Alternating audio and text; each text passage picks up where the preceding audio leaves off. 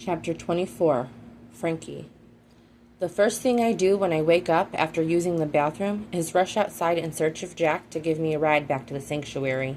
Except when I open the door to my room, I find Jude sleeping across the hall. The sound of my door opening startles him awake, and he rubs the sleep out of his eyes. "What are you doing here?" "Sleeping." He swipes the back of his hand over the corner of his mouth and gazes up at me from the floor. His gray eyes glint with determination. "I can see that. Why are you sleeping here?" "Because I can't stand the thought of not waking up where you are."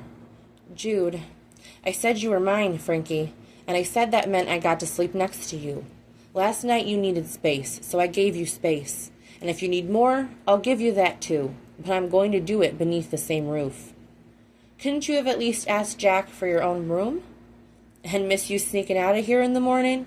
He gives me a lopsided grin, and even with a sleep-rumpled shirt and disheveled hair, he's still so ruggedly beautiful. "I wasn't sneaking out."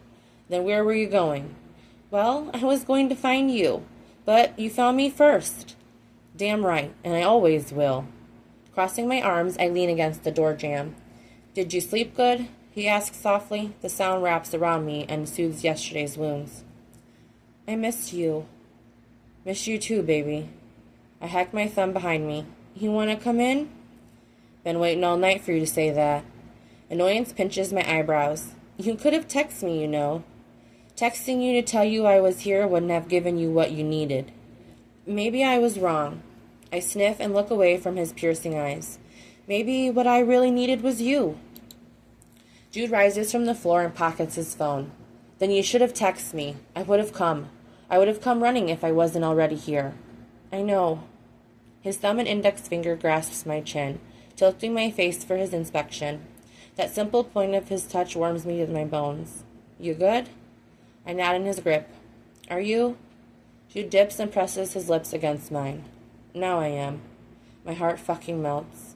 Walking backward, I drag him through the door. He kicks it closed behind him. "It's a little early to be slamming doors." "Jack can bitch at me about it later." He pulls me into his chest, kissing me quiet again. "Can't get enough, Frankie. Your lips are my addiction." My fingers skate down his shirt, toying with the bronze button on his jeans. His stomach is warm against the back of my knuckles. "These look like the jeans you wore yesterday." "They are." "You probably shouldn't wear dirty clothes in my bed." "This the shirt you had on yesterday?" He twists the hem in a single fist, holding the back of my head with the other. Cool air sends goosebumps across my skin. "Mm-hmm. Then you should take this off, too." I lift my arms and allow him to strip me bare. Jude situates himself against the headboard and drags me until I'm lying against his chest. The rough pads of his fingertips skate over my naked back, tracing patterns as his tongue swirls in my mouth. I gasp as he glides over my ass, palming the right cheek before continuing his descent into the crevice between my thighs. His thick finger toys with the wetness pooling there from his kiss. "Are you still sore?" I shake my head and rub my lips against his neck. The stubble pricks against the sensitive skin. "I'm getting used to you." The intrusion of his finger has my thighs parting wider in accommodation. My back arches as pleasure sparks nerve endings to life. "I want you on my cock, Frankie," he says, his voice gruff as his finger slowly fucks into me. "I love being in you, baby. Feeling how warm you are?" "I want that too."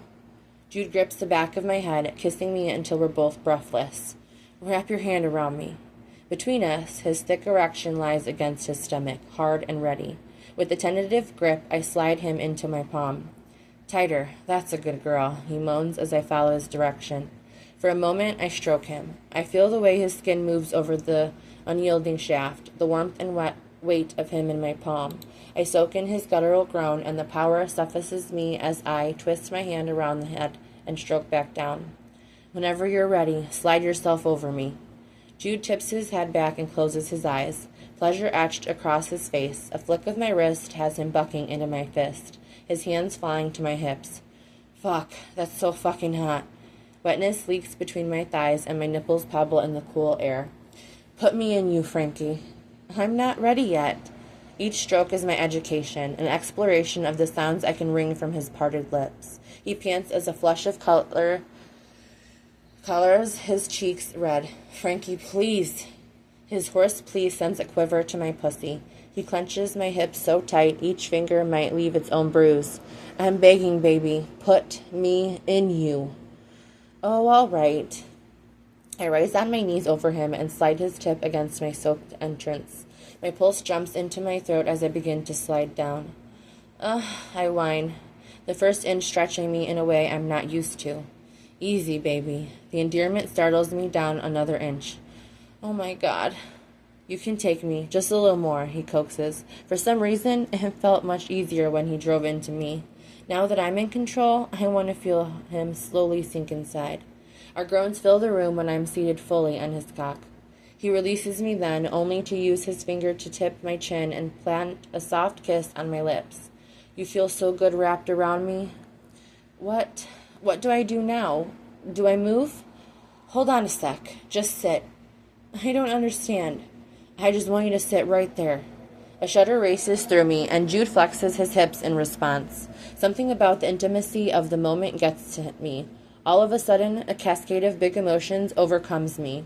The events of the day before, the sweetness of Jude sleeping in the hall, the feel of his body beneath me, inside me, holding me. It feels like my chest cracks open, my heart spills out, and I'm unable to hold back. I'm sorry. What are you sorry for? Jude asks softly, soothing fingertips trail from my shoulders to my hip.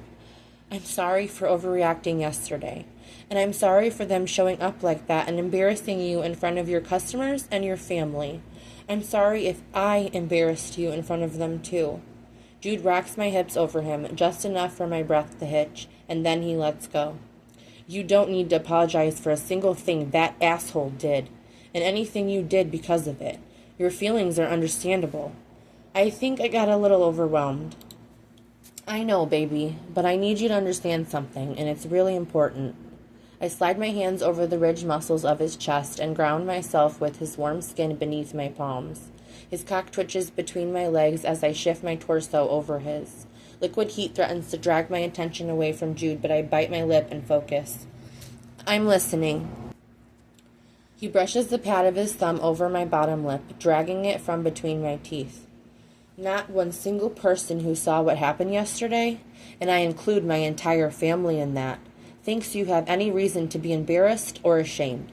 So I'm going to need you to forgive whatever you've concocted in that head of yours. Nobody is mad, and nobody thinks any less of you. Does that include you? I struggle to articulate. The sensation of Jude planted inside me is driving me mad. Of course it includes me. You've heard my story.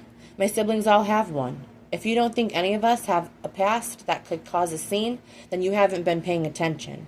He drops his hands to my thighs and lightly traces patterns across my skin. Oh, I'm paying attention. My nostrils flare and my legs begin to shake. Is this meant to be a form of torture? I gasp. Why does it feel like one? A cocky smirk resides in his voice. I just don't understand why we're not moving. Well, Jude wraps his big hands back around my hips and coaxes me into a gentle forward glide.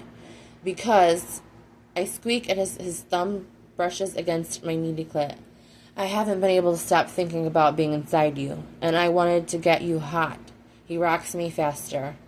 And wet. My shuddering breath fills the air, and when you're ready, I want you to ride me until you come. I think I'm ready now. Jude surges forward. He grabs me around the small of my back and dips his head. Finding my nipple, he sucks greedily, and my fingers tangle in his hair. Then let go, baby, and ride me. Oh, God. I do as he says and let my instincts take over. I chase the pleasure sparkling between my thighs. Shedding the inhibitions, I throw my head back and fuck him, riding him with a feral quality he matches despite being below. That's my girl. Take my cock and make yourself come. My hips surge, bucking against him, both of us content to sport the bruises tomorrow. I hold his head to my chest where he lavs my breasts, switching from one nipple to the next. I need your help, I plead, grabbing his face in my hands and bringing his mouth to my lips. What do you need? He murmurs there. I need your fingers, your thumb.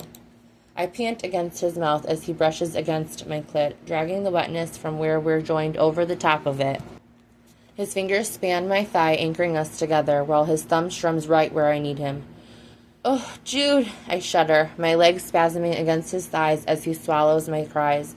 That's it, right there. Don't stop riding me. I scream into his mouth as my orgasm hits, wringing the tension from my muscles. I sag against him, resting against his chest, but keeping moving my hips as the aftershocks spark through me. I'm going to come, Jude grunts, yanking me down flush as his cock throbs deep inside. A guttural groan vibrates his chest against my cheek. Holy crap. That was... I pause to catch my breath. You're so beautiful. Jude brushes the wayward strands from my cheek. As long as I have you, I'll never need to see another sunset. I'll never need to stand on my front porch and gaze up at the breathtaking night sky. The air gets trapped in my lungs, and a lump rises in my throat. Jude, I just wanted you to know that. Jude. I try again, failing to find the words. Roll off me so I can clean you, he says gently and tilts us to our sides. As he leaves the bed, I watch his glutes flex, those powerful legs taking him from the room. Finally, the words come to me, alone, lying in bed after the most intimate experience of my life, as the mess we made leaks from between my thighs. I'm falling in love with him. And I think he might have been trying to say he's falling in love with me, too.